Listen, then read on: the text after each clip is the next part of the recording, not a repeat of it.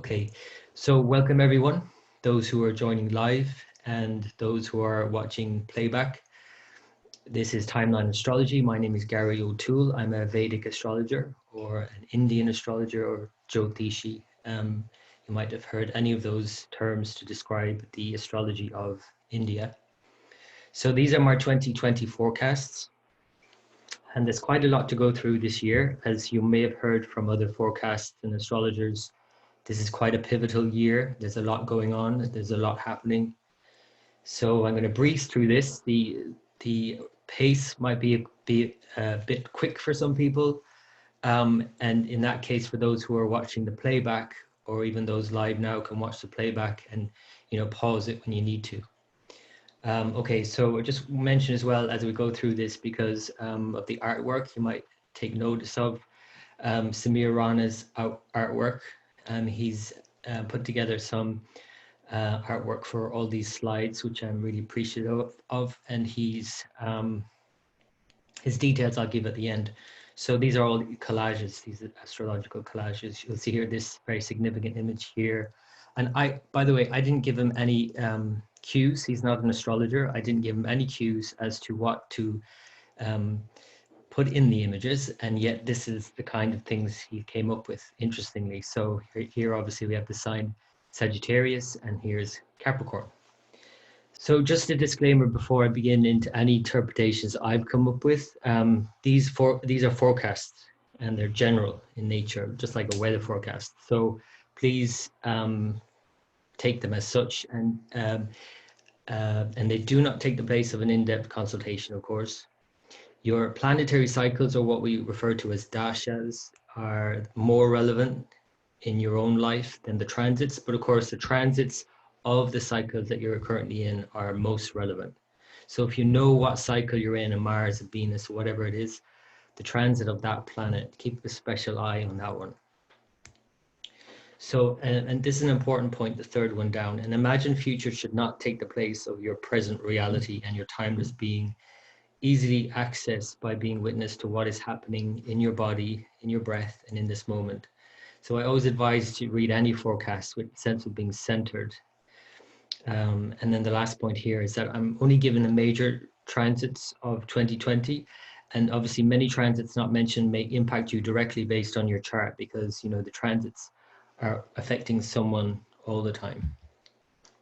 Calculations are based on the sidereal or fixed star zodiac, and I use the Chitra-Paksha Ainamsha, which basically subtracts 24 degrees from the tropical zodiac at present. So you get, if you're used to your Western chart, you get a very different chart. So I use the true nodes for transits. I usually use the mean nodes for natal charts. So this is just to begin. And again, it's always good with Ganesh and with Ketu to start from the center, to feel centered and to work out from there, because Ketu represents the center of everything, the void at the center, and all the planets spinning around, and all the things that are happening. So this is a nice proverb to begin with, I think, because there's a sense that nothing happens, all is. Anyway, so it's good to have that sense, because there's a lot happening in another sense in 2020. So just give you an overview. The major conjunctions are, of course, Saturn-Pluto, which is happening as we speak. The exact conjunction is today. There is also a Jupiter-Pluto conjunction occurring from March until November, which is highly significant. And the last one, another highly significant, and of three really significant conjunctions happening in the one calendar year, is the Jupiter-Saturn conjunction in December. So I'll talk about that. The lunar nodes are in Gemini, Sagittarius, and Taurus, Scorpio, and I'll discuss the shift from those signs. And then there's another important combination or yoga we refer to in Indian astrology, a Kala Sarpa yoga, the snake of time. Kala means time, Sarpa is serpent. So basically this is what happens when all the planets are on one side of the nodes. And so this occurs this year, and this is a true Kalasarpa yoga in a sense, because they're not joined the nodes. All the planets are in signs other than the nodes. So they're really hemming them in March, April, and May. So the very end of March for a couple of days, the end of April for a couple of weeks, and the end of May for a couple of weeks. So that's highly significant because that's going to set the tone for the year, because the new year is kind of marked by this combination. The new year being March new moon. So there are 6 eclipses in the calendar year 2020, but we can include the December 26th, 2019 eclipse in that. And so that makes 7 eclipses all year, which is quite a lot more than usual. And also all the planets are retrograde because Mars and Venus alternate every second year, and this year they're retrograde along with all the other planets. So there's a lot of eclipses, a lot of retrogrades, a lot of change and review going on in 2020. A lot of imbalances as well because of that Kala Sarpa yoga, where all the planets are one side, so it's one-sided, it's a bit extreme. But the last point here, and a really important point, is despite all the change and upheaval and the extremes that are going on, all the planets are in dignity. So all the visible planets are really strong. So all the 5 visible planets, Mercury, Venus, Mars, Jupiter, and Saturn, are all in great dignity for most of the year. So it's definitely a year to make changes, but not only do we have to make the changes, but it's helpful because all the planets, the visible planets, are strong to help us in our endeavors. So this is without a doubt a year of reforms. This is a year that it's going to change everything, and I think we're going to look back in the history books as the year this was a turning point in 2020. And so we've kind of reached a peak in a sense, but that means we're also turning a corner, or in some ways you could also say we're kind of reaching the low ebb of a cycle as well, and I'll describe what that means as well. Especially in relation to the Saturn and Jupiter conjunction. So lots of change. So this is the new lunar year I mentioned. It happens on March 24th.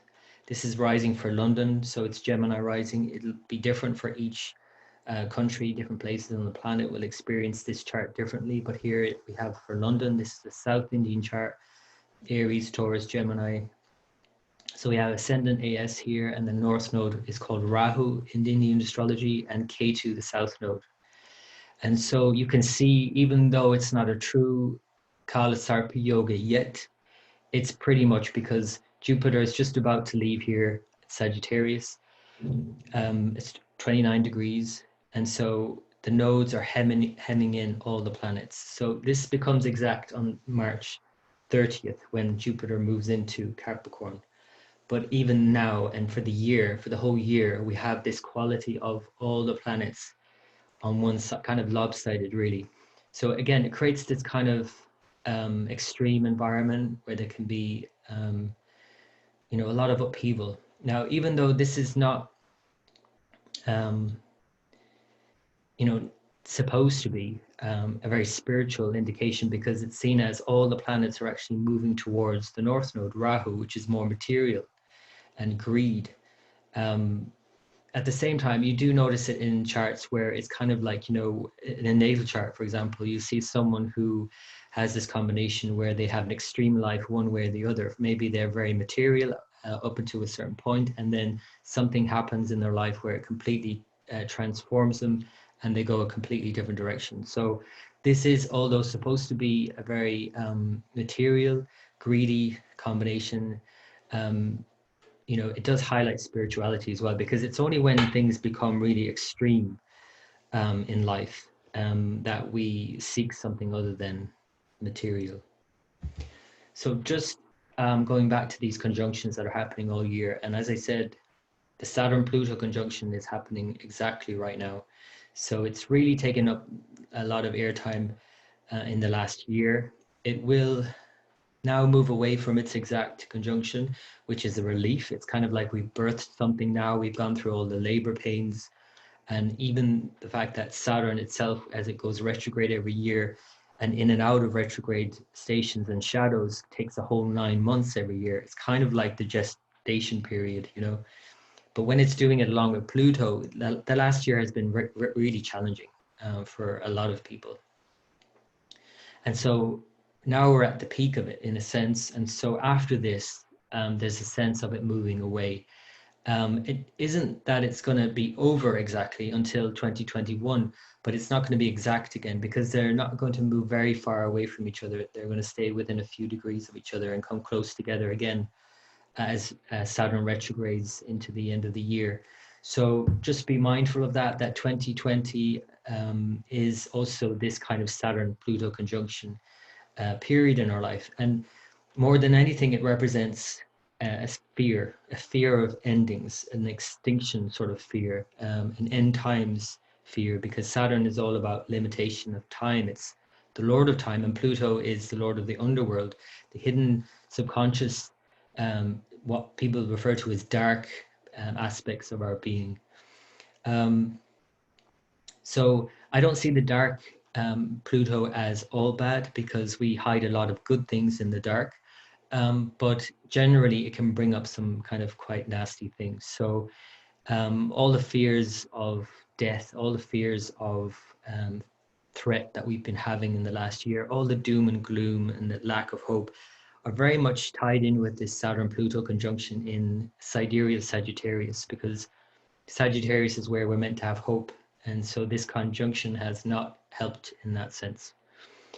The next one is not as heavy, but there are elements of it that are dark, if you want to give it that name. And that's Jupiter-Pluto. And they will be, that's really a key, it's a signature transit for the year because they conjunct from March to November. So on 3 occasions, April 4th, June 30th, and November 12th. So it's going to be really significant this year, and I'll go through what's happened historically when this has happened, but it's kind of more insights. And so bringing all those dark things out into the open, understanding things as they're revealed. And also what you see a lot of times when this happens is that actually insights into our own place in the universe are revealed. So every time they conjunct, in history, you'll see a lot of insights into deep space, or the moon landings, or whatever it is. So the last one then is really significant as well. It's Jupiter-Saturn conjunction in December, actually on solstice in December. So this is highly significant. This is a 20-year cycle, and I'll talk more about the kind of longer 120-year cycle that we're in the midst of, and right in the middle of, actually, with this particular Jupiter-Saturn conjunction in December. So that's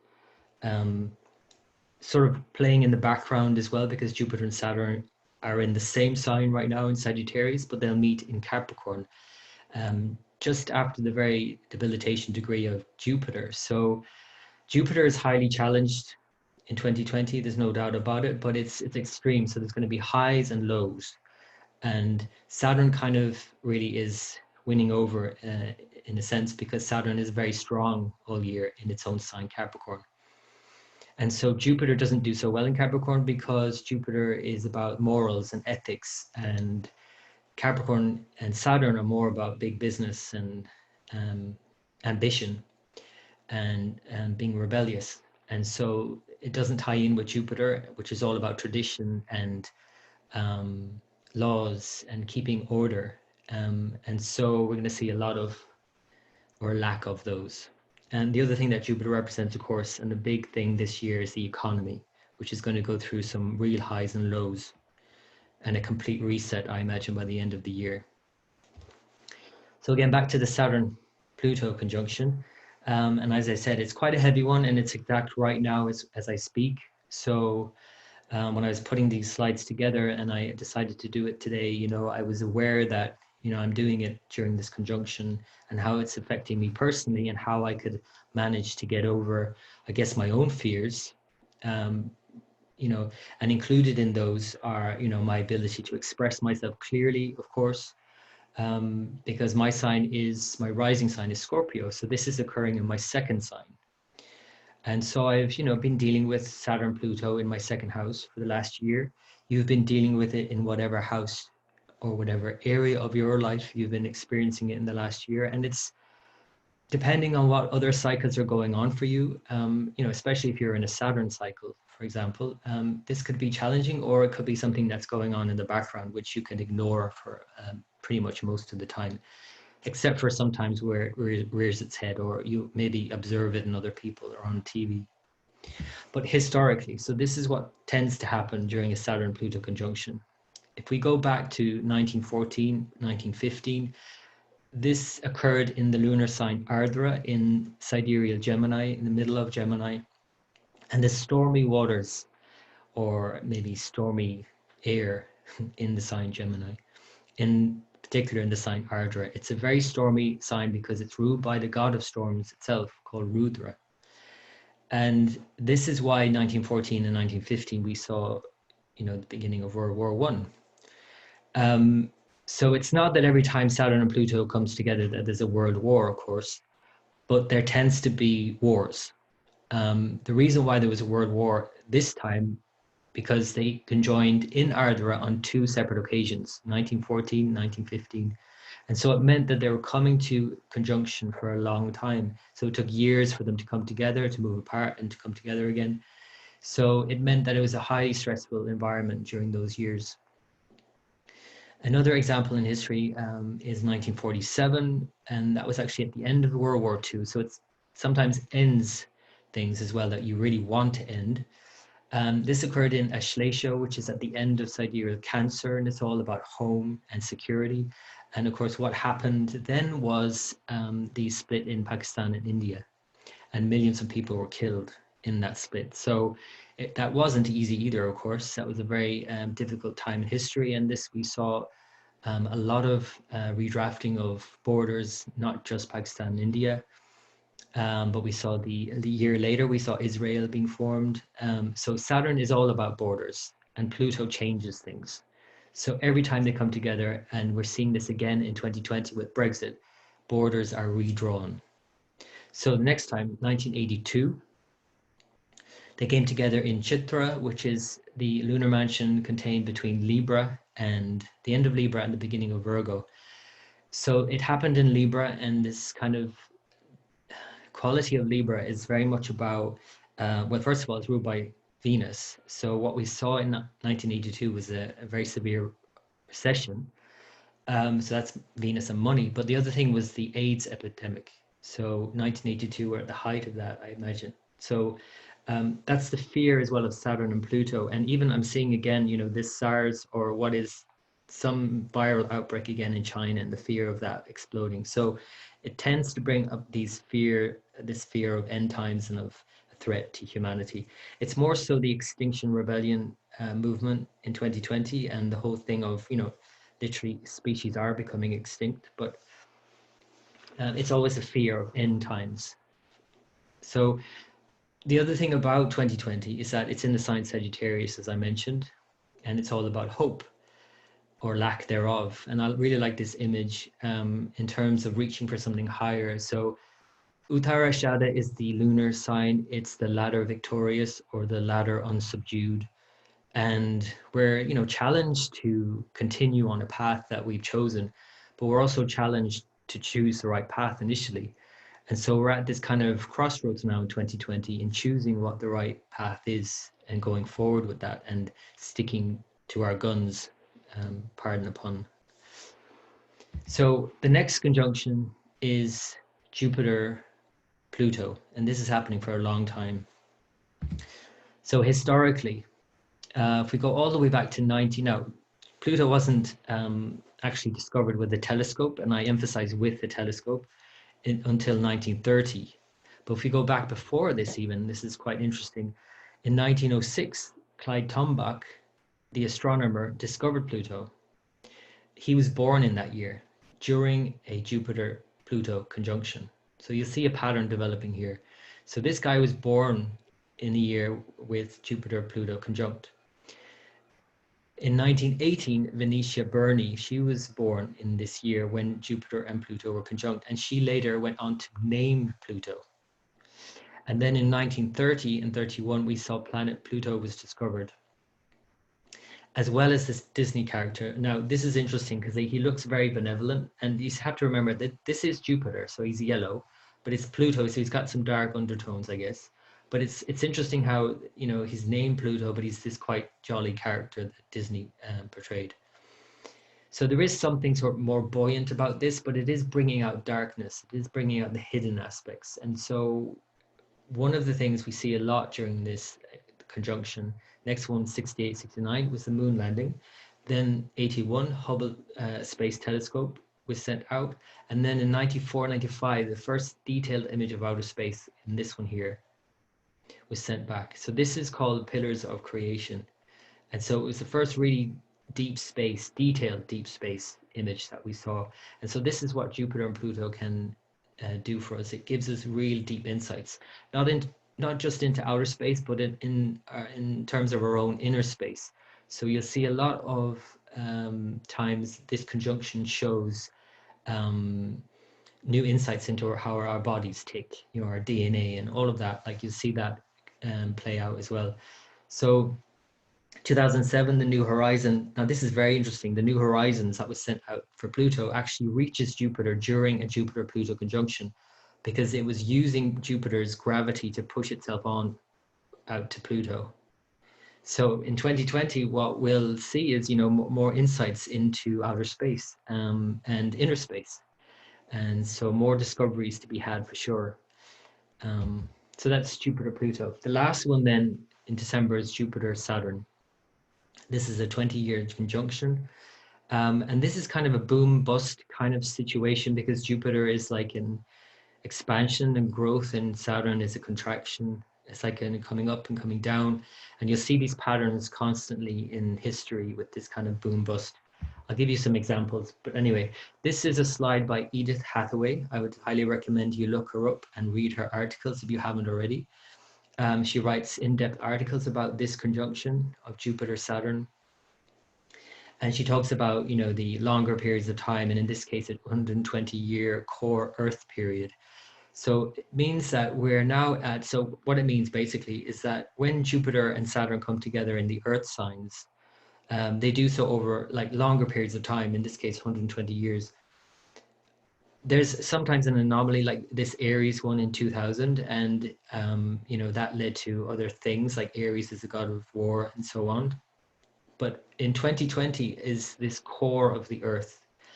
So, and it's on the solstice. December 21st, 2020, we have Jupiter and Saturn come together by exact degree.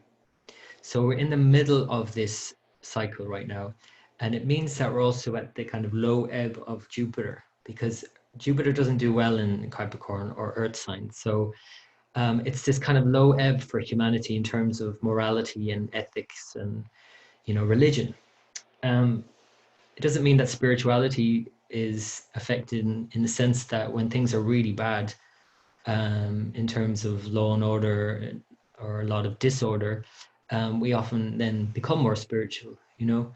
But really for order, law, order, and religion that keeps kind of things orderly and coherent, and people getting on, it's not a great time for that. But it is the low ebb of that. So it means that we're at the kind of low ebb, and then we'll kind of crawl our way out of this eventually.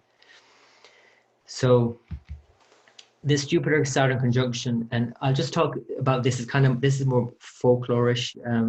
If you haven't heard of this, it's the Tecumseh's curse, or the 20-year curse. So Tecumseh was an American, Native American Indian. So every American president since 1840 inaugurated on the Jupiter-Saturn conjunction has either been assassinated, survived an assassination attempt, or has died while in office. Now, the most recent ones that are exceptions, there are only two exceptions since 1840, and they are Ronald Reagan and George W. Bush. But Ronald Reagan was actually shot, and Bush also had an attempt on his life, as well as 9/11 occurring following his election. So I just put a note here on the bottom. Tecumseh was a Native American chief of the Shawnee tribe, which is interesting that it's part of a Shawnee tribe, which sounds like Shani, which is the Sanskrit name for Saturn. He was born in 1768 in Ohio. His father was killed in 1774 by white men who were violating a treaty by coming on Shawnee land. Tecumseh decided at that time to become a warrior and defend his land and people. And his brother, and I don't know how to pronounce his brother's name, but his brother cursed. It's actually his brother who cursed the United States, not Tecumseh. Tecumseh was killed. So his brother cursed the United States, and if you watch this, since 1840, beginning with William Henry Harrison, who died of pneumonia in office, we've had an assassination attempt or assassination. So Lincoln, all of these were assassinated or died in office of natural causes. So these were the years of the conjunctions, the 0 year. So this is the year that they were actually elected, not the year they were killed. Okay, so these were the years that they were elected, but after or subsequent to these years after election, they were killed or they died naturally, except for Ronald Reagan, who was shot, and George W. Bush, who lived through an assassination attempt and 9/11. Now, what we're going to have in 2020, of course, is another election. And so whoever's elected, and it at the moment does look like Trump, but we don't have another chart to compare him to. But just taking the zeitgeist of America, and I'll look at the American chart in a while, it does look like he's going to be re-elected. So you'd worry about his health in that sense. If this curse or folklore, or now even applying astrology with this Jupiter-Saturn conjunction comes true, we'd have to worry about his health. I do actually believe, looking at Donald Trump's chart, that there are some health concerns, and I can show that later, that I think he's hiding. Another thing about the Jupiter-Saturn conjunction is that John Lennon was born in 1940 during a conjunction, and the Beatles' debut album was released in 1960 during another conjunction, and then he was killed in 1980. So again, it's this kind of boom bust. So it's kind of like the Beatles were like a movement. They weren't just a band, they were this big movement. And so that's the Jupiter, the expansion, and the Saturn kind of like the premature ending with Saturn. In 2000, 20 years later, we saw the bursting of the technology bubble. It was the big thing that happened in 2000. And in 2020, we're going to see another bubble burst, and likely in an economy, the economy burst. But the good news here, you can see the last line, is that I do think because of Saturn with Jupiter in Capricorn, it's going to cancel Jupiter's weakness, its debilitation. So that's good news. So I think that what that means is, unlike last time in 2008, where Jupiter met with Pluto and then went into Capricorn for that recession, this time it's doing the same, and for longer. It's meeting Pluto for longer, and it's staying in Capricorn for longer because it's going in and out of Capricorn 3 times. And I'll show you that. But Saturn is there, canceling the debilitation. So I do think that the recession will actually lead to a resetting that should have happened back then. So this whole journey really this year is the journey from Sagittarius to Capricorn. The archer aiming, we have to have a vision, and we want to aim high. We want to achieve something. We have a goal in mind. That's Sagittarius. But Capricorn is where we take that goal and we plant it in the earth. We take it and climb to the top of the mountain with it. We want to achieve a goal. And so, the actual, even though most of the time you think of Capricorn as a goat, it's actually a sea creature and a goat, sea goat, a lot of the time they refer to it. So it's like half a goat, half a sea creature. So it's about taking our kind of more spiritual aspirations, which is the sea creature, and into more practical domains, which is the goat. So this runs from 26-40 minutes Sagittarius to 10 degrees of Capricorn. So this lunar sign Uttarashada is charged with, I guess, bringing us on this journey from Sagittarius to Capricorn, helping us to take all those high aspirations and high-minded goals and ideals, and just an idea that we have, and applying it in the real world and working at it. However, and there's a big however here, because, and again, this is another image that Samir Rana came up with, and I didn't instruct him in any way, and yet it's so apt, because Jupiter and Saturn are not alone in this conjunction. They're together with Pluto for a lot of the time. Pluto's never really far away. So it's like this kind of something from the undergrowth coming up, affecting all of this. So how I would interpret that, so again, Pluto in modern astrology is given to Scorpio. So this is here Scorpio. Even though in Vedic astrology, we don't give Pluto rulership of any sign, but you can just see how this is playing out in terms of your goal in mind, which is Sagittarius, and aiming your arrow, and Capricorn, getting on with what you've decided you want for your life. And this is most definitely a year for doing that. However, there's something coming up from your subconscious that might be hindering that, or just maybe throwing a spanner in the works, or maybe just unforeseen circumstances that you have to that you cannot anticipate right now, or just what people call the saboteur. Maybe you're just working against your own best interests if you're not aware of those things that you've buried deep. But this Jupiter-Pluto conjunction this year, most of the year, is going to help you become aware of what's actually hindering you, what is sabotaging your goals moving forward. And that's why I really think that 2020 is a year to become aware of those things and to go for what you want. Because when you know what you want, first of all, it's so much easier. So this sign, Ārdrā, is a fixed, stable lunar mansion. And again, I've given you the degrees, but it basically means ladder invincible or not subdued. Ashada, you put an A before a word, it means the opposite. So subdued, but not subdued, Ashada. So it's like whatever, you've decided upon, it cannot be contained, it cannot be held back. It's a sign that represents using your power responsibly also, which is what Capricorn is all about. So sign is twinned with the previous sign, Purva Ashada. So first you have to have a goal, which is Purva Ashada, the former unsubdued. Then you must work at it, which is this sign in Capricorn, which is what we're going to get a lot of. So Ārdrā Ashada's symbols are an elephant and the planks of a bed. So the elephant symbol ties this lunar mansion to the previous sign being symbolized by an elephant's tusk. So it's like tearing through initially, like how an elephant tears through the overgrowth. And this is symbolic of making a breakthrough initially and then charging ahead. Once an elephant gets going, there's no stopping it. So you can think of like like an elephant charging this year. Things are now being put in place. You personally have put things in place or will do. And the world has also done that. And it's kind of like it's going to charge this year, and there's no stopping it now. It's happening now. So Ārdrā Ashada's other symbol is the planks of a bed. It's symbolic of hardships that must be endured to achieve something, and the austerities we must endure to make something happen. So it's not going to be all a bed of roses all year, but despite that, and if you can knuckle down and get on with it, it's a very productive year. These are the deities associated with this lunar mansion, the Vishvadevas, or the 33 core deities.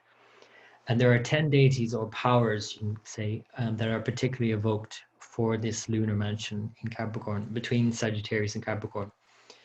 So first of all, they're the resources that we need to see our goal through, and making sure that we're truthful with ourselves about what we want to do, and the willpower it takes to see it through, as well as the skill and time that it's going to take, and the absolute desire for that, and forbearance, because it is going to take time. And to actually take action is another important aspect of this, because all these 10 particular powers that are evoked in Vishvadevas, in this lunar sign, they're stages. So you could have all of the will in the world, and the resources and the skill and the time and the desire to do something, but if you actually don't do it, then it doesn't get done. And so this year suggests that we're going to start doing things, and along the way we have to accept that we're going to fail many, many times, and that we're going to succeed at times, and then we have to take each failure as a lesson and each success and celebrate it. So the Vishvadevas, or the universal gods as they're known, govern and control intellectual development. And they bring everything together to achieve an objective. So Capricorn is an objective sign. It's ruled by Saturn.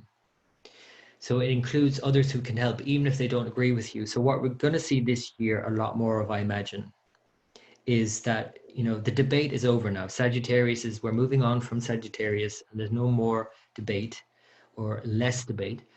And people who would ordinarily disagree about things, climate or whatever it might be, won't be debating it anymore, because we won't have a choice. We just have to get on with something. So it may be the case that it gets that bad that you have no choice but to do something about it, whatever it is. So Saturn here is strong in 2020, and it wills us to keep going no matter what. but it also suggests success comes later. So we're going to have to stick with it. This is like the long haul. So I definitely think 2020 is a year of action and also of reforms.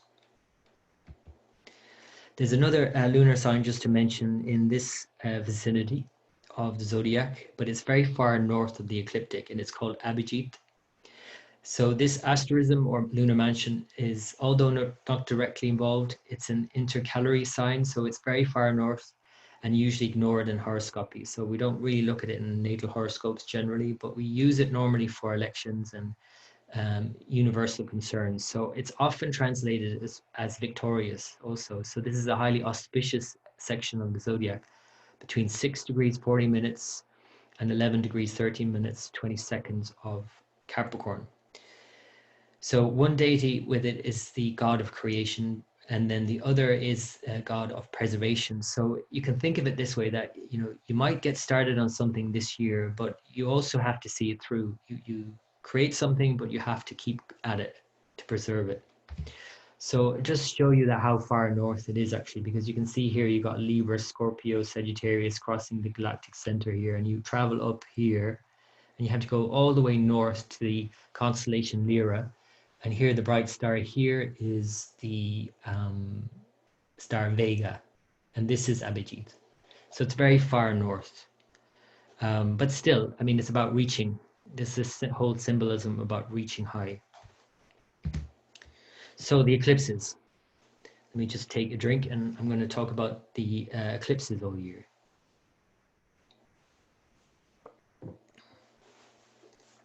So there are, as I mentioned, 7 eclipses because there are 3 solar and 4 lunar.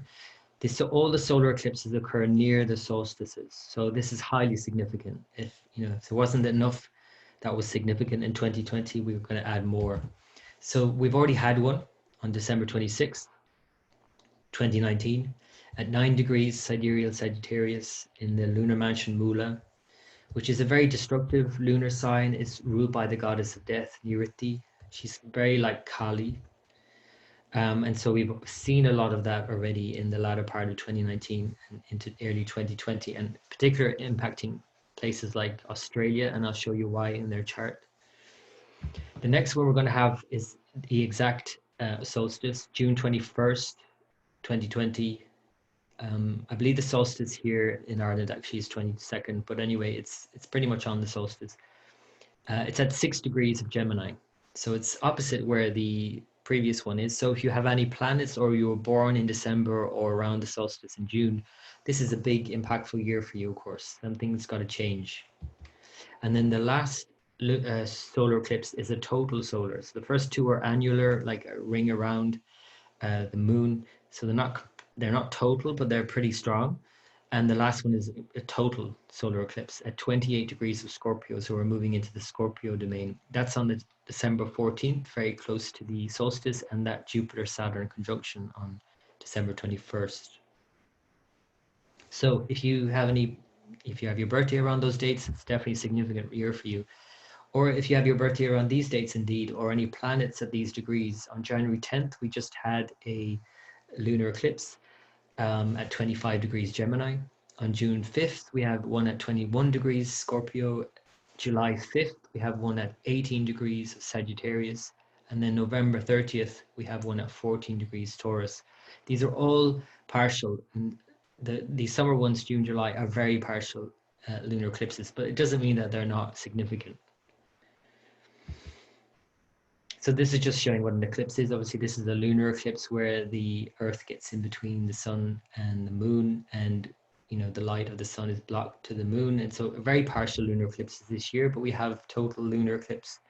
And so that's this more directed and pinpoint that eclipse in certain parts of the globe, and you'll see that, and I'll show you that now. So this is the 26th of December, 2019. It cuts through Saudi Arabia and down South India and into the Far East. So not just the charts of a country, and there are many charts you can use for a country, but also where the eclipse happens is significant. This is the one in June on the solstice, and see where that's going. Saudi Arabia again. Oman, I'm seeing that, and there are changes going on in Oman already. we're going north, we're going Pakistan, India, China, and actually very close there to Hong Kong in the summer. So the last one then we have in December 14th, and that's actually cutting down lower into Chile. So you can see what's happening in Chile also. And again, it's just that they're highly significant where they're seen. You know, it's not the only thing you would look at, of course. Again, there's this thing of having different charts for different countries, and you can have many charts for one country. It's not like a person is only born once. A country can be reborn time and time again. So this is where all the eclipses are, the degrees. So the red are the solar eclipses and the yellow are the lunar. So just for your own reference, maybe just to see where, if you have any planets indeed, or your rising degree or any sensitive degrees at any of these degrees, it shows that there is change in store, which is not a bad thing. People often hear the word change and think and worry, but really it's necessary change. But in relation to what area of your life, that depends on the planet involved and what that planet rules by house position in your chart. So then by the end of March, and again, this is kind of tying in with the eclipses because these are the nodes of the moon, the north node Rahu in Gemini currently, and the south node Ketu in Sagittarius. And when all the planets, as you see here from, this is March 30th, Jupiter has just moved into Capricorn. This is a real pure Kal Sarpa Yoga. And so this is occurring on March 30th and 31st. And again, 15th to the 27th of April, because the moon is going to transit the opposite side and break this combination. And then again, it'll be in effect from the 12th to the 24th of May. So this whole period and the whole year, because of the new moon in March as well, having an enormous exact. And really, because this is not in any ancient texts, we're kind of making up the rules as we go along as modern Indian astrologers or Vedic astrologers, because this is not in any ancient texts in India. So it's just through observation that it's seen that this can create quite a lot of upheaval in a person's life, where there's an extreme one way or the other, and maybe they're forced to go a completely different way at some point in their life. And so we might see this as extremes in the world, and the nodes and the eclipses themselves create this kind of churning effect, you know, where things can become heightened and we get a sense of we need to make a decision, or things seem imperative, or, you know, more fatalistic, or, you know, fated. So we just need to be aware of this during the spring, summer, early summer months, and this tendency to feel kind of a bit like ungrounded and things shifting around us as things change, because there's a lot of change that's going to have taken place already by this stage. So countries that actually have this in the chart are a similar combination, which is called Kal Amrita Yoga, which it's a different kind of what is said to be a more spiritualizing force in the chart, where all the planets actually move towards the south node. So you can see here all the planets moving towards the south node, Rahu, the north node, and Ketu, the south node here. Pakistan has this, and India has this. Now you'll see a difference in both charts. If I go back, you'll see that Pakistan has Aries rising and the moon in the third in the sign Ārdrā, I mentioned earlier, the god of storms. And it's interesting to note that whoever was in charge of the country at the time, or in decision making about when to legally, I guess, declare independence from the British Empire, they went to the astrologer B.V. Raman, a very famous Indian astrologer, and they asked him when would be an auspicious date. Those in India. In Pakistan, they didn't, so they chose this date, the day before India's. And India decided, based on B.V. Raman's advice, to wait one day. And, you know, what a difference a day makes, let me put it that way. So the moon has moved into the next lunar mansion, which is a lot more auspicious. It's moved into Cancer, and Taurus was rising. So it's just a lot softer an indication, but it still has this yoga. You know, it has this still extremes in both charts. And so why I'm bringing this up now, I guess, is that because of this, and in opposition, in a sense, and the nodes are going to come back to where they were during the time India and Pakistan declared independence, it's going to re-trigger these charts because the nodes come back after September. So someone else who has this in his chart, then of course, is Donald Trump. Now he has the same combination, or not quite, because it's broken here by the moon has just moved out of it on the other side of the south node. But this is kind of a Kalamrita yoga, where all the planets are moving towards the south node Ketu. So he was born within 4 hours of a total lunar eclipse. And so this moon here is with the south node. This is why I'm indicating I believe that there are some hidden health issues that is going to come out this year, because his ruler, the moon, or his sun, is with the north node, and it's at 29 degrees. The solar eclipse on December 14th is at 28 degrees, where his moon is in Scorpio, and the moon represents his 12th sign of hidden things. And the moon is also very much to do with health anyway. And the sun and moon also for Leo, very much to do with the heart. You know, I think, moon is very much about the blood, sun about the heartbeat. I do think there's some health issue going on that he's maybe not revealing. And it might be revealed at the end of the year. And again, if we relate back to that curse, the 20-year curse of Jupiter-Saturn, I hope for his own sake that he's not re-elected in that case. So anyway, we shall see. So the lunar nodes are currently in Gemini in Sagittarius, and have been there since March 23rd. This is true node until September 19th this year. And this is what's creating this sort of fake news and all this kind of lack of clarity and exaggeration, which is Gemini Rahu, and this lack of ethics, which is Ketu Sagittarius. So this is going to continue for most of the year. And it creates extreme environments, especially once Ketu moves into the first lunar sign of Sagittarius, Mūla, by February. So we're going to see February onwards is going to be quite extreme in terms of fighting and outbreaks of terrorist attacks and so on. And cyber attacks also could be added to that because of this combination. Then after September 19th until March 17th, 2022, we have the nodes moved. Rahu, the north node, into Taurus, Ketu, the south node, into Scorpio. And so it has a different feel to it. It also brings back that kind of quality of the 9/11 and what that was all about, and the hidden motives, I guess, behind 9/11, which I don't even imagine are a conspiracy theory anymore in terms of I'm talking about the situation in the Middle East and fuel and oil prices and all of that. And we're seeing a repeat of that already, and I think it's going to peak into this year and next year.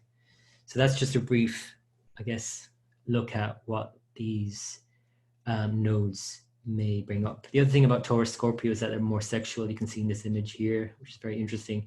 You've got like this character here who's, you could say, Rahu, the north node, very interested in what's going on here.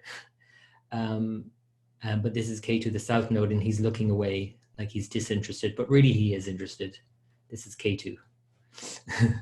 Okay, so there are the nodes. So I'm going to take a drink and I'm going to ask you a question. What do Madonna, Barack Obama, and China all have in common? You can type your answer in as well if you want.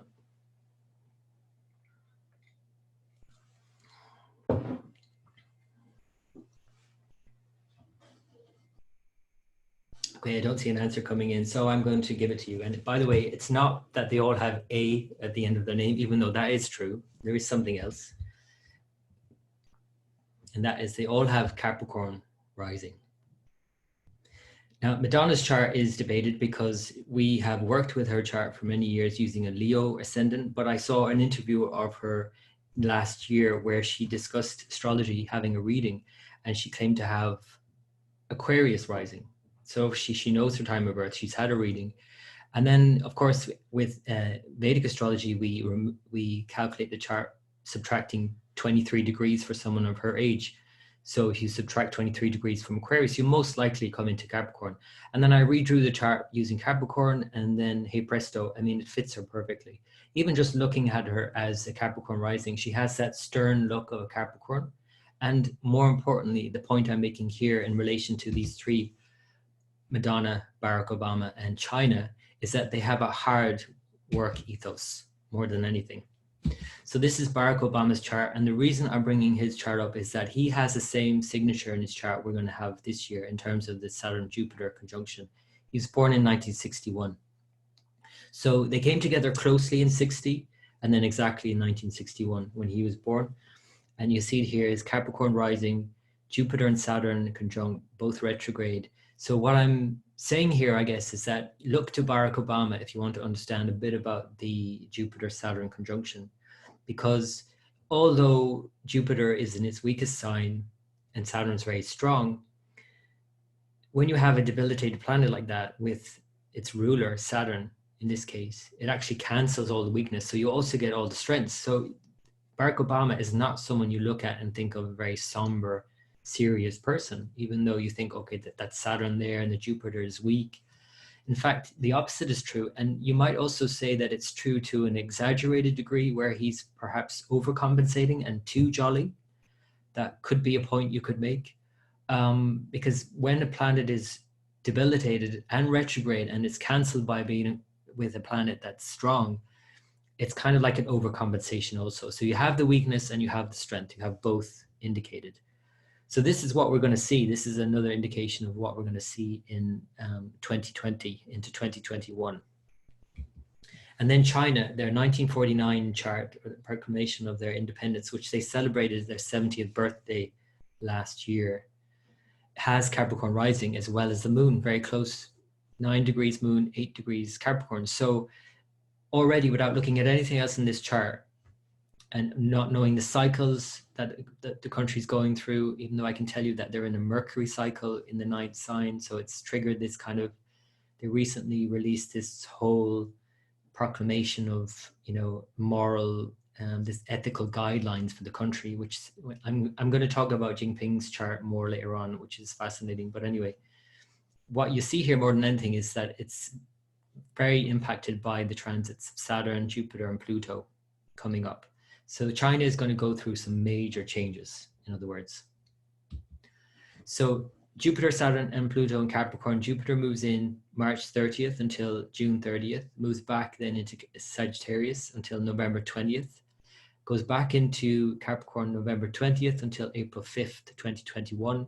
But then it goes back into Sagittarius then and until September 14th, until November 20th, 2021. So it's going in and out of Capricorn for the next couple of years. So that's another reason why I'm saying it's an up and down situation in terms of Jupiter and the economy, for example. Saturn is straightforward. It goes in on January 24th, very soon. I think we're going to see something from the beginning. The first 3 degrees of Capricorn are particularly strong. So we're going to see something kick off straight away. Something's going to start happening at least. Brexit, of course, is probably one of those things. But we're going to see things happening from the beginning, and that's running until January 17th, 2023. Pluto then, which is again complicating all of this. If it were just this, it's complicated enough. But then Pluto complicates things further. Moves in February 24th until June 30th. So you can see June 30th, Pluto and Jupiter come exactly together as they back into Sagittarius, and then Pluto won't return to Capricorn until the end of the year, December 30th, and it will remain there until 2040. So for the next 2 decades, Pluto is going to really start reshaping Capricorn completely, which means new systems, new governments, new ways of doing business, new ways of working. So Saturn Capricorn is very strong, as I mentioned. And so we've seen it last in 1990 to 1993. And actually that's when we saw the beginning of the World Wide Web. That's also when we saw the bulldozers go in and actually start knocking down the Berlin Wall. So it's kind of like when things start, However, the difference between then and now is that Saturn had just joined with Neptune prior to 1990. So Neptune dissolves boundaries and the Berlin Wall came down. This time, Saturn is with Pluto, so it's about putting boundaries up. So Brexit is, again, another example. We also saw the end of the Cold War and the collapse of the Soviet Union. So again, it's drawing down boundaries, but also putting something in place. So this is the first time we saw, the first Russian president elected. But there was also a Gulf War, and we're seeing that again, the threats of that again, with what's going on.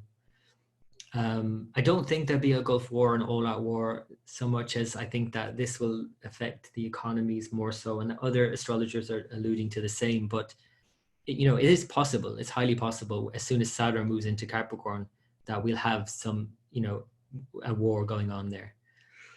Another thing we're likely to see, as we saw before with the World Wide Web, but now even further innovations with AI and changes in the workplace as a result. And that's happening anyway. You don't need an astrologer to tell you that, but I just think there's going to be more happening in relation to that.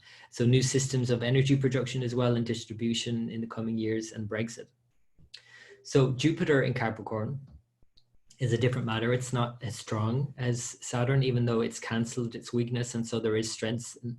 And remembering anytime that a planet is in its weakest sign, it also looks towards the opposite sign where it's strongest. So it has a huge desire for its exaltation. So for morals and ethics and something holy and magical, and we're not seeing that right now, but because we're at a low ebb, but when we don't see something, we want it even more. So this is Jupiter in Capricorn, an image I think that's quite apt, and this is quite a well-known image of Jupiter or the elephant, and crocodile is for Capricorn because the Sanskrit name for Capricorn is Makara, and it means a crocodile. And I want you to just look at that image and just see. I'll just get a chat. Let me see if there's. Thanks, Rui. Yes. Jupiter is also, I can talk about that maybe later on. The last degrees of Sagittarius and the first degrees of Capricorn are particularly potent and strong. So this image, if you have a look at the elephant, now what's striking about this is not even that it's been drawn down into, the swamp, getting caught in, Capricorn. It's actually that the elephant is offering up a lotus flower to Vishnu. Even in his darkest time, he's offering a flower to God. So this is obviously very symbolic of what we need to do at this time in what's happening around the world. And it's that at our lowest ebb, we have to, or we can do, offer something up to the greatest good. So the last time Jupiter was in Capricorn, as I mentioned, and again, it met with Pluto first and then went into Capricorn in 2008 and 2009 during that economic crash.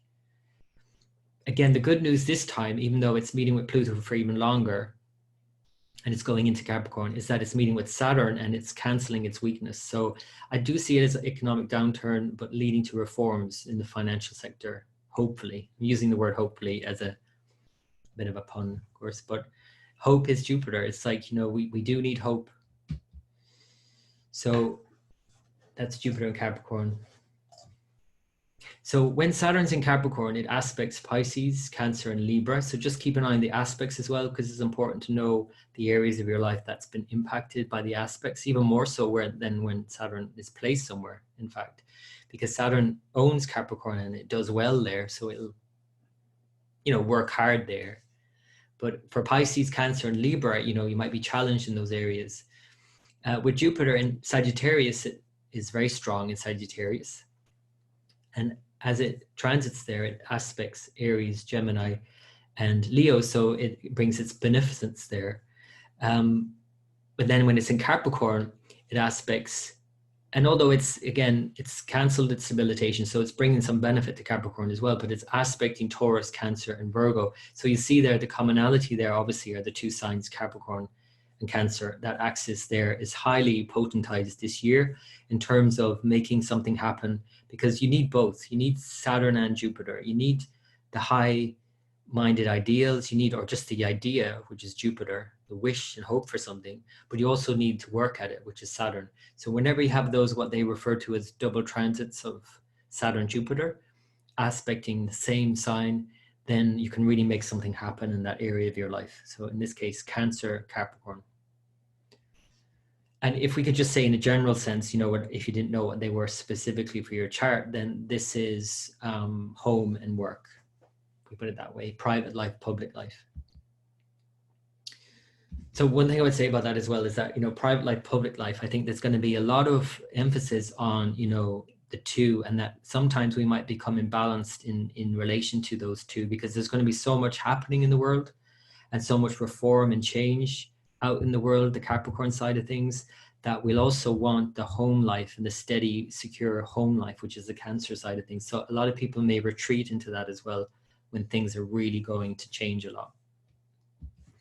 This is just a slide I actually stuck in right before I came on air because of all that's going on in the royal family, just to describe that they are playing out this archetype, all these archetypes, and the zeitgeist in, you know, perfect timing, of course.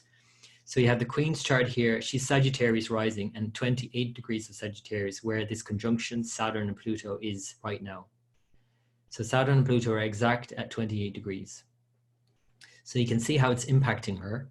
But then, of course, you can see also that the Saturn moving into Capricorn is impacting her also, because her Jupiter, her ruler, is there. So in the next few years, she's likely to step down, is what I'm really, I guess, mentioning there. And then Prince Charles gets the, you know, all the pressure because he's Cancer rising, and Saturn moves into Capricorn for him. So he's going to feel a lot of pressure coming from, you know, his role, I guess, if he's elected king. Unless he passes it on to Will, I don't know. But here you can see something similar going on here with Prince Harry and Meghan, who are now removing themselves or moving back from the royal family. You'll see that Harry also has Sagittarius rising, and Meghan also, as Prince Charles, has Cancer rising. So she's also going to feel the pressure of Saturn in Capricorn in her relationship, in all that's happening right now. That's just a brief thing. I could talk a lot about these charts, of course, but we don't have time. And the last thing, the last planet to move into Capricorn, again complicating this whole thing, is Pluto, because again it's that subconscious, whatever that is, going on in the background that you might not be conscious of very much, or if at all. So historically, I just looked, I had all of the years back, and I just thought, oh, let's just cut them all out and look at the last time that Pluto was in sidereal Capricorn, and it was between 1773 and 1792, and a lot happened in this time. You could say a lot happens all the time, but a lot happened here, and that's because the Industrial Revolution occurred before this, and definitely continued to grow throughout these Capricorn years. And this is highly significant now because obsolete and environmentally damaging technologies were overhauled and replaced by new systems that were sustainable. Now, if you need to be reminded that astrology is all about cycles, and that whatever ever happens in your life or in life in general happened before, that you need to be reminded of, then this is one to remind you that the last time Pluto was in Capricorn, all these systems were reformed, and this is what we're going to see in the next 2 decades again. So there's massive growth in business and banking, of course, it's Capricorn. And there was actually the first building society was founded in 1775, just after Pluto moved into Capricorn. And because building society basically is members owned. And that's another thing about Capricorn, it's about, you know, members.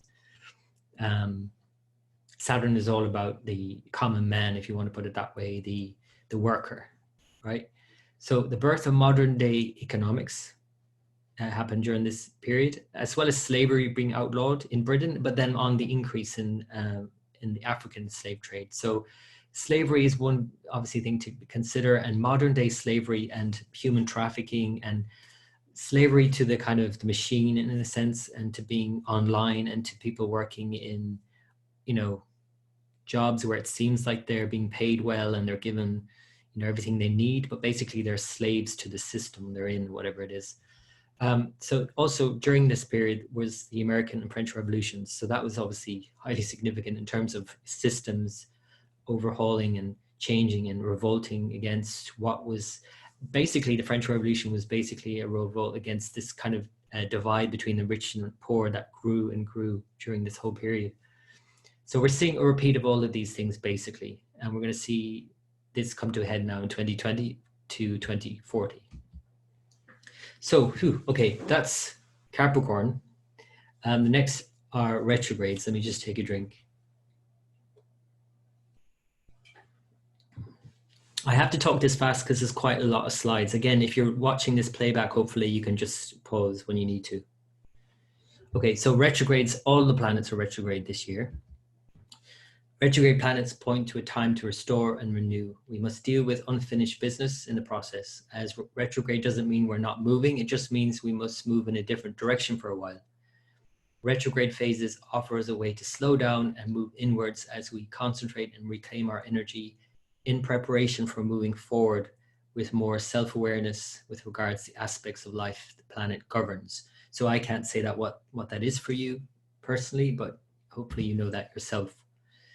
Because I don't want to talk about the general retrograde phenomena. It's more important to make it more personal for yourself.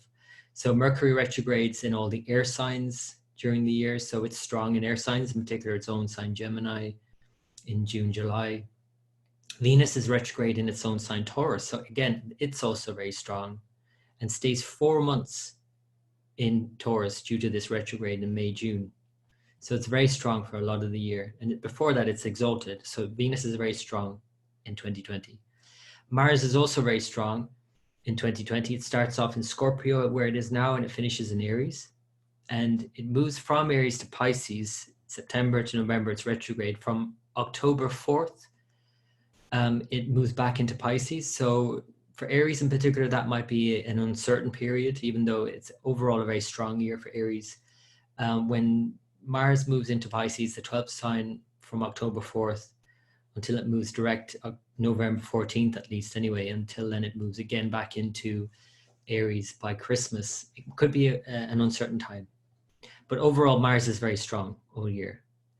Jupiter is retrograde as it is every year, May to September. It moves back from 3 degrees Capricorn. It goes back to 23 degrees Sagittarius. It's very strong at the beginning and the end of Sagittarius in many ways, because this is doubling up on the divisional strength. So in other words, the last 3 degrees of Sagittarius is also the Sagittarius 9th division. So it's like double dose of Sagittarius. And the first 3 degrees of Capricorn is also the 9th division Capricorn. So it's a double dose. So it's very strong in those signs in that sense. Saturn retrograde every year, as it always is. And again, it will be in this first 3 degrees for longer due to retrograde. So May to September. So the first 3 degrees of Capricorn in particular, it's very strong into September. Uranus has currently stationed direct as we speak. Yesterday it's stationed at 8 degrees of Aries. And again, this is another reason why I predicted that Brexit would go ahead this year, because when you combine this with the Pluto-Saturn conjunction, things are kind of, because Uranus really showed the kind of impetus to break away, which is Uranus in Aries. It's retrograde again from August to January 2021. So it'll move back from 16 to 12 Aries. So it's doing its thing in Aries. Neptune is retrograde from June to November in Aquarius. And then finally, Pluto is retrograde from, it doesn't move past 0 degrees of Capricorn and move back to where it is right now in its conjunction with Saturn. It's at 28 degrees. So it's going to go back to that by the end of the year. And so it's going back to the drawing board in many ways and redrafting laws and policies and so on. And then by next year, again, as it moves into Capricorn, 2021, for the next 2 decades, it's very much the beginning of a change in every which way. So most countries impacted. Well, I started this and I started writing a whole filling in a whole notebook on all the countries that I have, and I obviously don't have all of them, and I don't have all the charts for all the countries, because some countries can have many charts. So just what I had and what I was working with, I started putting an asterisk on nearly all of them. So then I thought, well, I don't know which to highlight most. So then I made a list of some of the most impacted, and then put stars and some that are in particular impacted. So they all seem to be, impacted in one way or the other this year. And that's the way of the world, I guess. When everyone gets affected, so many countries are. Sometimes then there are countries that you didn't put in, like last year, I looked at New Zealand and I saw something was going to happen. And then I just thought, well, nothing's happening in New Zealand. I mean, nothing, you know, it's quiet there, you know, so I didn't put it in. And, you know, hey presto. I did post something on Facebook and someone mentioned that, you know, well, no, I'm in New Zealand and nothing's happening here. And literally a few weeks or 2 weeks later, I think it was, there was that attack. Now, if I showed you New Zealand's chart, you would even see it for yourself straight away. It's so obvious. But sometimes that's how it is. It's like some countries you just don't pay attention to because it's usually they're not in the news maybe. And then some you're always paying attention to. But certainly, countries that I think are highly impacted are US and Japan this year. And China, of course, because it's got Capricorn rising and Hong Kong included in there. Greece also has the charts I have for these countries, North Korea. And then countries that have Cancer rising. And the EU chart has Cancer rising and is having a Saturn return into Capricorn. So that's going through major changes. Germany has Cancer rising, Palestine, Russia. So Russia, definitely in terms of things coming out there and changes in how they, you know, relate to other countries. And then all these countries triggered by the eclipses. I mean, I literally just had to stop making a list because they all seem to be really triggered. But in particular, I think Australia, I'll show you their chart, India as well, Japan, Jordan, Libya, Pakistan, Turkey, UK, USA. And then challenging cycles, because we can look at cycles as well, even if transits are not triggering events per se. But Chile in particular is in a challenging cycle, K2 Rahu, for example. EU is in a particular challenging cycle, Rahu Saturn from March. So you'll see all the way down the list. There's quite a few. If you want to pause the recording here, if you're watching back, you can see Rahu Saturn for the US from October. And Trump's chart is also been triggered by a sub-cycle of Saturn. So he's fitting right in line with what the country is all about by the end of the year. Okay, so Australia's chart I have is Virgo rising. It places all these planets in the fourth sign of homeland. And in particular, this Jupiter-Mercury conjunction, you know, it's just outside the degree, but it's close. It's a very close conjunction, nearly a planetary war. And it's in this first section of the sign Sagittarius, which is, again, a very destructive sign called Mūla, meaning the root. It's the goddess of death. Now, the reason why this was particularly triggered is because not only of the cycles that they were experiencing, but also because of the triggering of the transits that were in the chart in the first place. So Mercury and Jupiter came back here again. Saturn's been here. Saturn is here in their chart. Sun is here. You know, so all of this was triggered again in this fiery sign, in this first section of the fiery sign in particular. So it showed why now and why so many fires this year. Then the American chart is, for obvious reasons, triggered because of the eclipse. The eclipse we just had was at 9 degrees of Sagittarius, December's eclipse. And also the June eclipse will trigger it. But it's the actual transits subsequent to the eclipses that will actually re-trigger it. So that's why, going back to Australia, Mars is going to trigger the eclipse degree here, again, 9 degrees, from February. So February, March is highly problematic here for Australia and for the US. So attacks here in the US, and we can add another country, and that's Japan.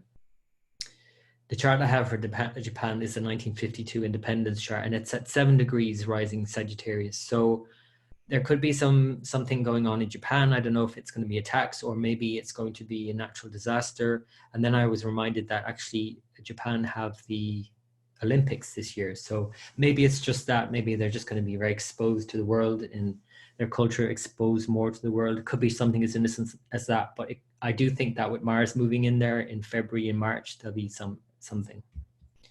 So the other thing, again, I just mentioned is that cycles are important, not just the transits, even though the transits trigger things. This is the Hong Kong chart, and it's got Pisces rising with Mars in the 7th sign, and Mars is the cycle. So just to say that even though you might not see something triggered, you can see the cycle is Mars 2015 to 2022. And so it's in the 7th sign, and so all this fighting and this opposition is broke out. But you can also see the transits of Saturn and Pluto in the 10th sign of government in their chart. So you can see how that was playing out. Now Mars goes into a subcycle of the K2 South node in February of this year, so next month. So this is going to probably reignite something. Well, I mean, it's blowing up the whole time. It hasn't ever died down in the last year. So that seems to continue. Chile then, I have Scorpio rising for Chile, and it has a Rahu K2 cycle. I think I mentioned K2 Rahu earlier, but that is not correct. I'm pretty sure it's, I'll have to double check that. So let me double check that. Okay, I'll do that after.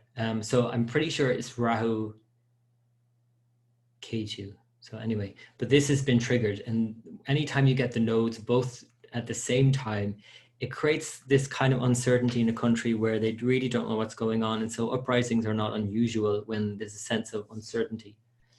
And it's triggering a lot about the economics of the country as well, because its 2nd and 8th signs are triggered also, not just their natal planets in terms of their 5th and 11th here. You can see K2 here in the 5th, Rahu in the 11th. It's been triggered here across here. So anyway, getting on with the signs, because I had to go through the signs before I finish up. I want to just give you a sense of how this may, in a general sense, impact your sign. If you look at your rising sign first, maybe, then look at your moon sign, which you could work with together, rising and moon. If you don't have that, you could look at your sun sign and make sure that it's sidereal, fixed star, using the sidereal zodiac. One good way to actually follow this is just look at your body and see how you're experiencing this physically and relate it to that area of your life. So, you know, the head, the body represents the self and your intelligence. So, you know, the body is more intelligent than you'll ever be because it's always present and always reacts to stimuli in the moment in an appropriate manner, whereas we don't always. So the body, intelligence, and self all combine in the first house. Then the second house of values and self-worth and resources tie in, because if you feel yourself worthy, then you'll earn more money and have more resources and feel connected with those things. So that relates to the face and the mouth. And also what you put in your mouth. So the diet that you eat is very much reflective of how much you worthy yourself. So you can look at that. Courage, communications, obviously. Then the shoulders and arms are an obvious one, like bearing arms. So just look down the list. You can see each house of the zodiac represents a different body part and a different area of your life you could focus on. So for example, I'm saying for Cancer rising, they're really going to be focusing on relationships with Saturn moving into the 7th sign, relationships, marriage. And so just be mindful of that in this transit. So I'll go through one sign each at a time.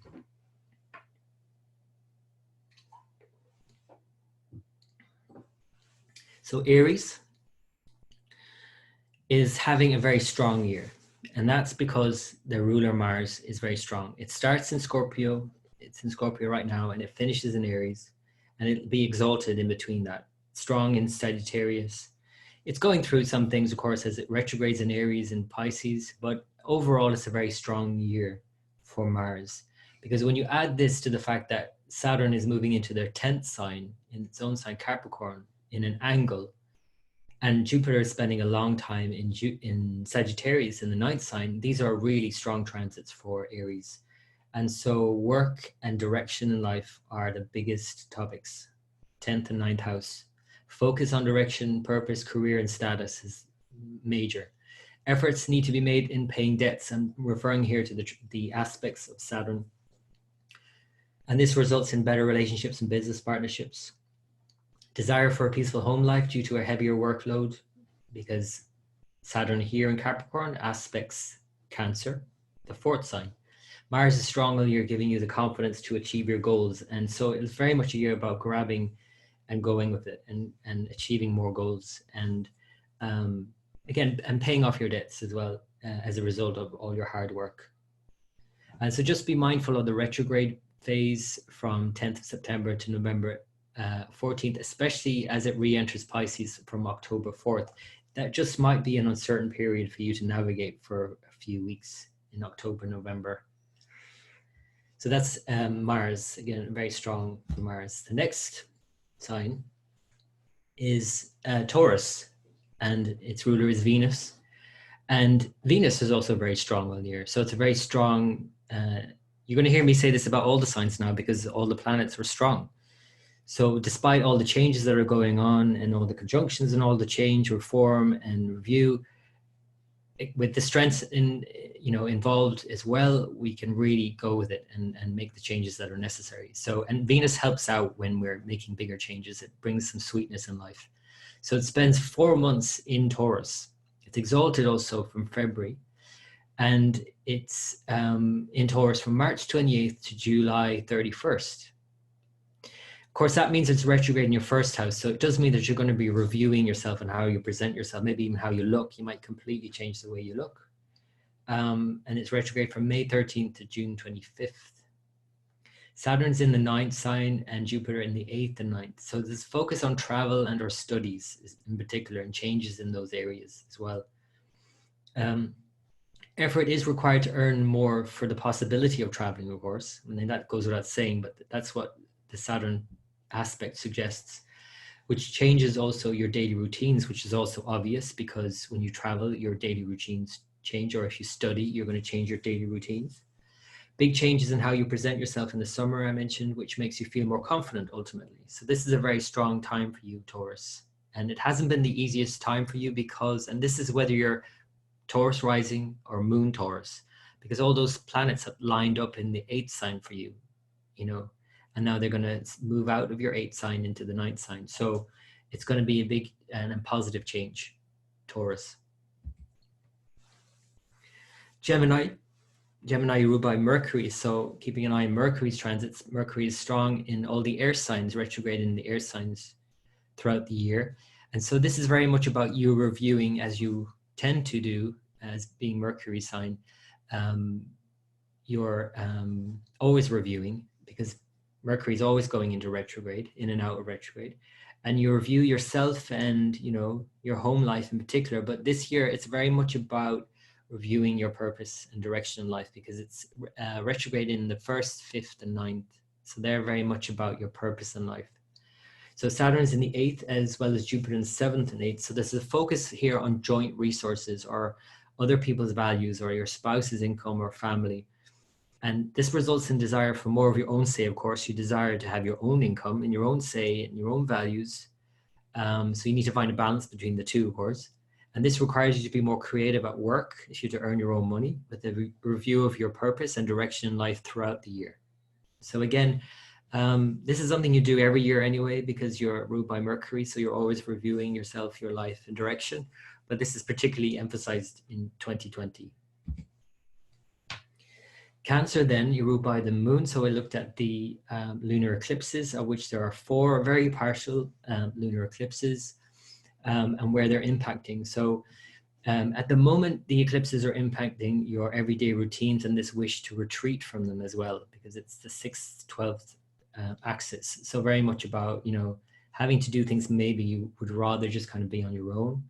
And then when that shifts in September and the eclipses start happening in the 5th, 11th signs, it's very much about who or what you want to give your heart to versus a bigger picture sort of network or association or friendships that you have in your community or society. So that would be the focus moving forward after September. Saturn is focusing intently and really focusing you on relationships.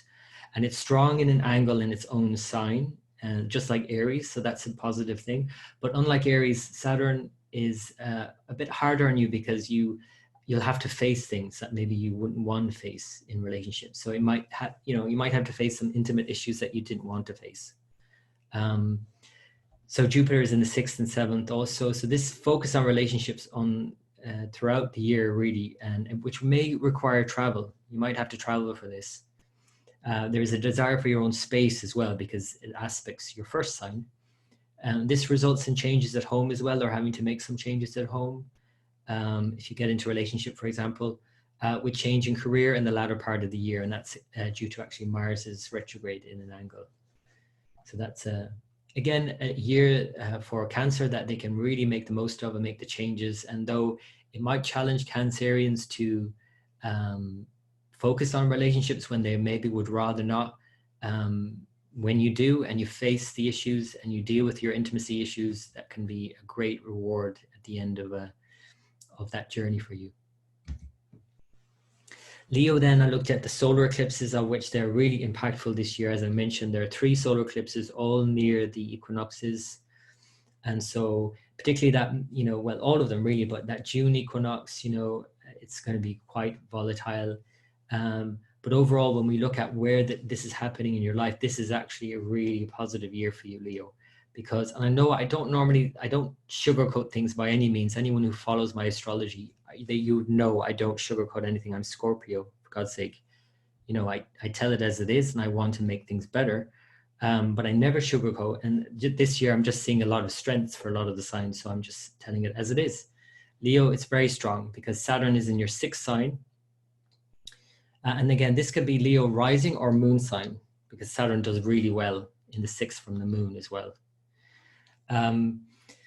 So first of all, the eclipses, they're occurring at the moment in your 5th and 11th. So I've seen a lot of Leos with heart issues. I've read charts for people with Leo and they're having some heart issues. And so there's something to get over here, of course, and they're having to deal with that before they can get on with other things that they would rather maybe get on with, like earning money or friends or whatever, or enjoying themselves. But when it shifts then in September, it'll be more focused on a career where they might have to leave home more because the South Node in Scorpio, they might have to spend more time in the office or at work or whatever it is when they would rather not. So Saturn, as I mentioned, in the 6th and Jupiter in the 5th and 6th. So this is a focus on health, daily routines. So after all those, perhaps it doesn't always mean a health condition or a heart condition for Leo, but it could be matters of the heart, for example. So for example, you know, a lot of Leos are also maybe getting into, you know, relationship or, you know, and dealing with their children more. And so this leads into the 6th sign, which is all about working on those things. So definitely working on your health routines, exercise routines, and diet is important with Saturn in the 6th. There's a desire for retreat as well as travel. So there might also be a possibility for long distance travel aspecting the 12th. Efforts must be made to get over any chronic blocks, resulting in more confidence in yourself. And when you're on your diet and exercise, you will be anyway. And career goes through a review in the summer due to Venus's retrograde in the summer. So again, very strong transits for Leo.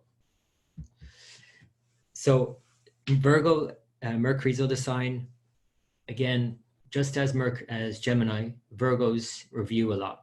And they do more so in terms of their direction as Gemini, but very much so in terms of their work and how they're perceived out there in the world. Where with Gemini, it's a bit more of a personal thing, even though they might be focused on their work a lot. It's very much a public thing for Virgo. They're always working on themselves and how well they work. So just be mindful of some dates here, exalted and debilitated as it does every year, retrograde in very much work-related houses, 2nd, 6th, and 10th. So really focusing on reviewing your work this year. So it's even more emphasized in 2020, Virgo. Saturn in the 5th and Jupiter in 4th and 5th. So there's very much a focus on creativity. And if you have children or followers, so a lot of people have followers these days, social media or whatever. So they're working on that. Requires effort in cultivating relationships and spending some money on these new projects if you're going to be starting new projects, which you will likely. Desire for more friends or having children, for example. If you have children, you have to spend money on them. So let me just knock someone off because I can hear someone. Okay, I think they've knocked themselves off.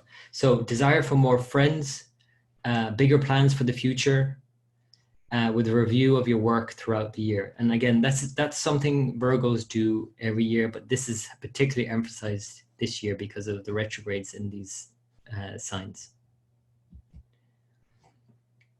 And then Libra, again, Venus is very strong, remember, in Taurus for 4 months. It's the 8th sign for you, so it's more about joint resources, so joint monies, and any business ventures, any kind of signing contracts and all of that. Just be mindful of that when Mercury or Venus is retrograde from May 13th to June 25th is a review of financial situations there, but a very strong year for you because of its strength of Venus.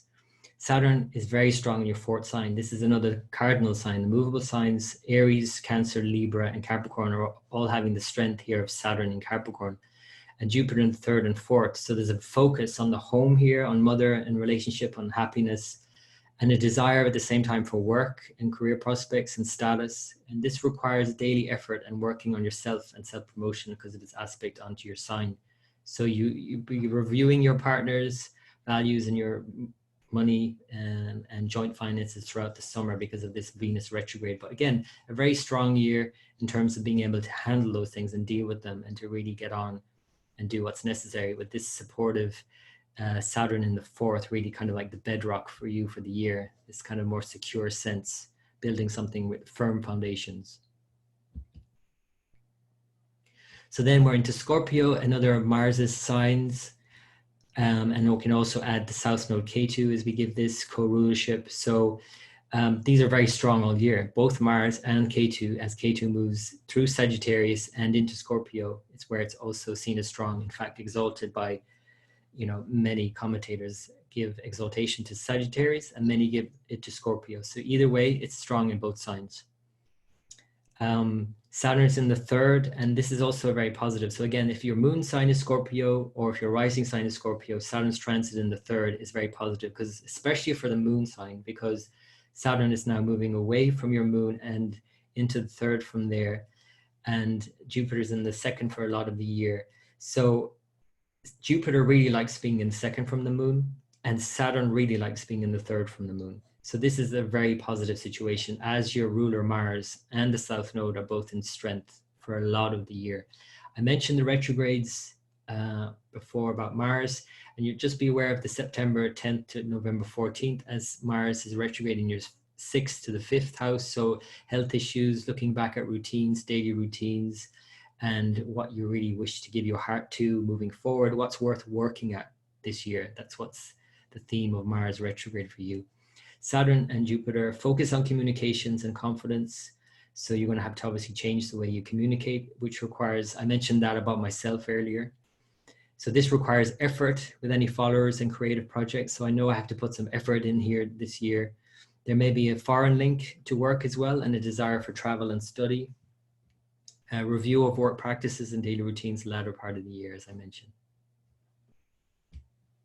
So then Sagittarius, and Sagittarius has not had an easy time of it lately because of all the conjunctions currently, the Saturn-Pluto conjunction, but also Jupiter and all of the planets gathered now in Sagittarius. It's just too much vying for attention, really. And so Sagittarius, once planets start moving out of Sagittarius, will leave Jupiter here, and Jupiter will return here in the summer. And so this is a very much beneficial, this is really more buoyant for you, where your ruler is at home. It's feeling more, you know, robust. You feel like you can heal a lot of, you know, pains that have been experienced in recent years. And Saturn's transits are not so easy, especially when it's not in a sign it necessarily enjoys being in. And so I definitely think this is a healing year for you, Sagittarius. Saturn in the second, Jupiter at first and second. So there's a real focus now moving on into family and your values and money. And this requires effort on the home front, of course, and in your relationships with your mother. This results in more focus on the bigger picture, as well as friends and associates. And your partner's money and family connections are another focus. So, you know, there will be a lot of focus on these areas, but at the same time, there's a lot of focus on yourself and healing yourself is what I'm getting from that more than anything. And so Jupiter's strength throughout the year as it retrogrades back into your sign and then moves back in again until November. So for a lot of the year, it's there in your sign. So a very beneficial transit. And then Capricorn itself, which is having the transit of Saturn, and then Jupiter, and then Pluto. So there's a lot of emphasis on this sign for many years to come, but for the next few years, and certainly next year, we're focusing on Capricorn. And so there's a huge focus on self and self-promotion and health, and even the body, as I mentioned. And remember that the body is more intelligent than you are, and to really tune into the body and what it's telling you. So this requires effort in communication, of course, with Saturn's aspects. Travel and building your confidence. This results in more career prospects as well. And another focus is relationships, of course. Summer months see you review what you can and cannot commit to as Saturn retrogrades through your sign. So it will remain in your sign throughout the summer as it retrogrades from May 11th to September 29th.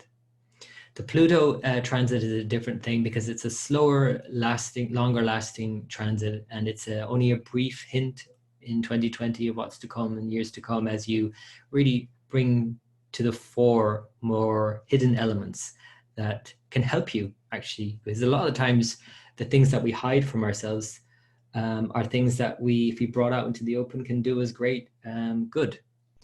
So, but this is definitely a time, Capricorn, this year 2020, to really make some changes, some positive changes in your life, and to work hard on yourself and give yourself a break too.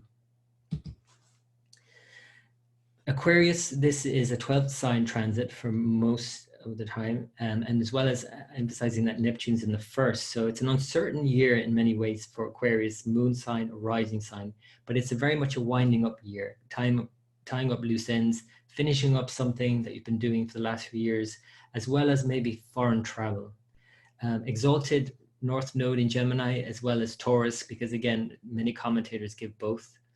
So either way you look at it, the North Node, your ruler, is strong.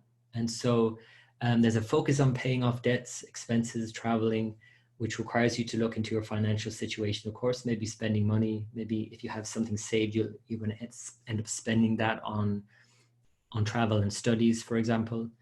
This may result in foreign ties at work or even traveling for work. Another focus is better health and daily routines. So this is a time for cleaning the slate and tying up the loose ends. So as long as you're on board with that and paying off your debts and all that, and I think this time can be a real great time for you to change those things in your life for the new era that's about to approach.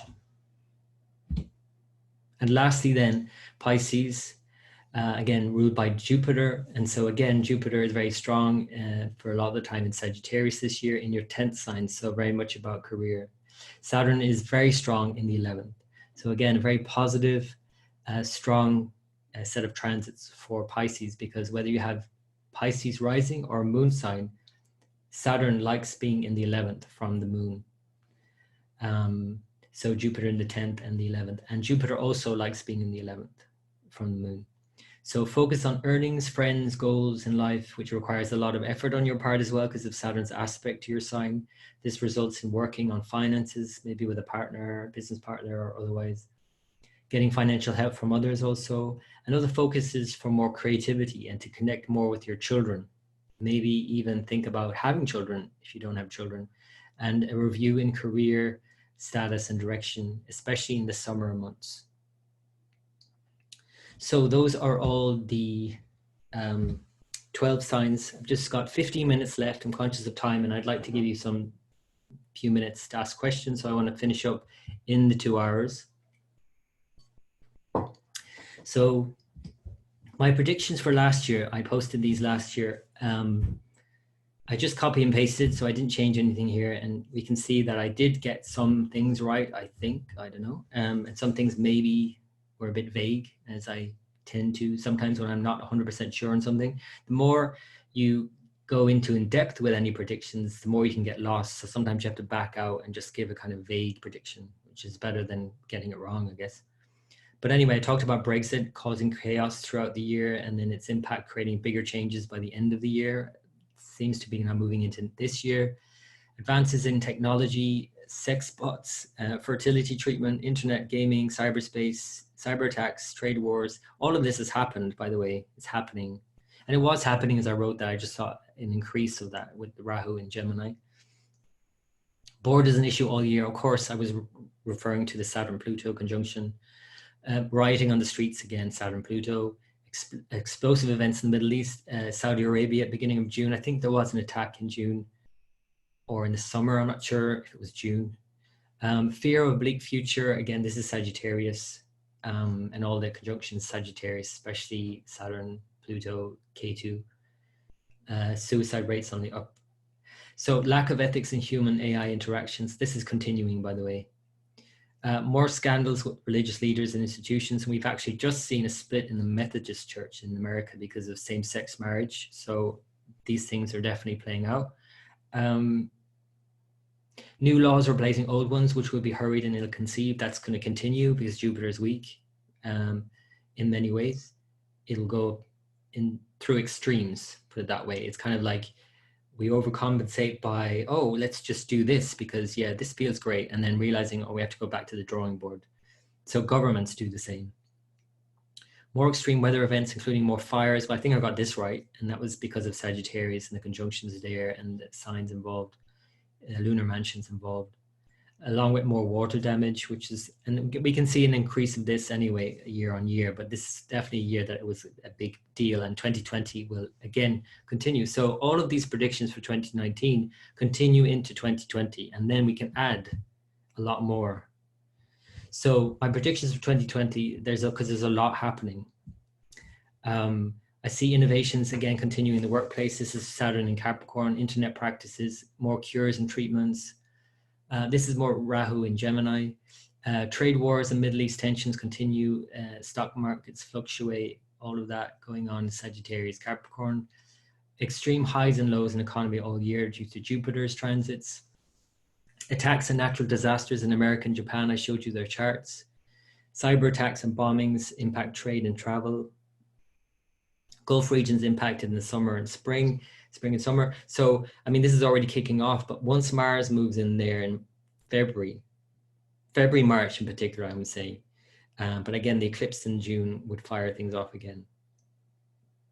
And you saw as well when I showed you the eclipse in June, how it's moving over Saudi Arabia. So anyway, the whole Gulf region is impacted this year. Governments around the world forced to take action on climate. I mean, you wouldn't need an astrologer to tell you that, really. Further challenges to EU. The EU chart is challenged severely this year and years to come. Further changes in the British royal family. I showed you the royal charts, or some of them. New spiritual focus due to overemphasis on economy, lack of morality. So this is, again, we're at a low ebb now in terms of morality and ethics and religion. And so at the same time, we have a desire for that, you know, even if it's a secret desire. Uncertain year for Ireland and Germany when you look at their charts. And definitely in terms of government, we're having an election here anyway in Ireland. Germany may also have a new leader, and the economy as well going through changes there. China, big changes in China, of course. The 20-year curse, or Tecumseh's curse, if you want to call it, for the US president, whoever that may be. At the moment, I think it might be Trump, but then I don't have a chart to compare it to. I'm just going on the zeitgeist for America. Health concerns as well for whoever's elected. So power changes within countries and between countries continue. New Russian deals and revelations continue, I guess. Big industries attempt to maintain control while having to change continues. Uprising continues against governments. Again, this is all kind of continuing. I guess I'm not really bringing any surprises here, except maybe for, well, this is continuing too. The philanthropists play a bigger part in politics and environmental issues. So those kind of people coming in, because that's because of the Jupiter-Pluto conjunction. So you'll often see Jupiter-Pluto conjunction in philanthropist charts. So Bill Gates and people like that, or a connection. It might not be a conjunction. It might be an opposition, a square, conjunction. Bill Gates, George Soros, these kind of people. I can't remember the name of the Amazon guy. But anyway, these guys can come in maybe in terms of help or with big ideas or maybe even politics. So new insights into the universe, even extraterrestrial life, perhaps this conjunction of Jupiter-Pluto. And finally, then the economy downturn, especially by the last quarter of the year and into 2021, after an extreme year, ups and downs, with a long overdue reset that should have occurred back in 2008. So that's actually good news, even though it's going to be extreme in terms of ups and downs. So finally, just to finish up, just ask this question here.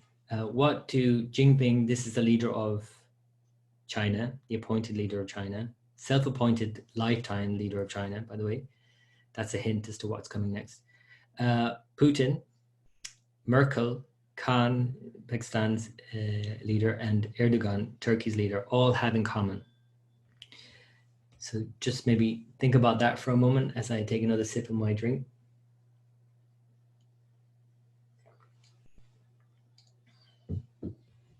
Okay, so they were all born during a Saturn-Neptune conjunction. And why is that significant? Why do so many leaders of big nations, important nations around the world, have a Saturn-Neptune conjunction? Well, it plays out in many ways. And it's not always the case that they're leaders, but when you have a leader with this conjunction, Saturn represents form, establishment, and safety. It's kind of like a structure and feels safe with the structure. And Neptune is a bit nebulous. So it creates kind of vagueness and sort of like a lack of certainty. So more than anything, you can see leaders who have this conjunction wish to keep control, wish to keep a structure and something in place, and no more than Chinese leader. So he has an exact Neptune-Saturn conjunction, 27 degrees of Virgo, sidereal Virgo. They're both retrograde also. Now his time of birth is unknown and date of birth is even suspect, but these move so slowly that he's going to have this anyway, 27 degrees of Virgo.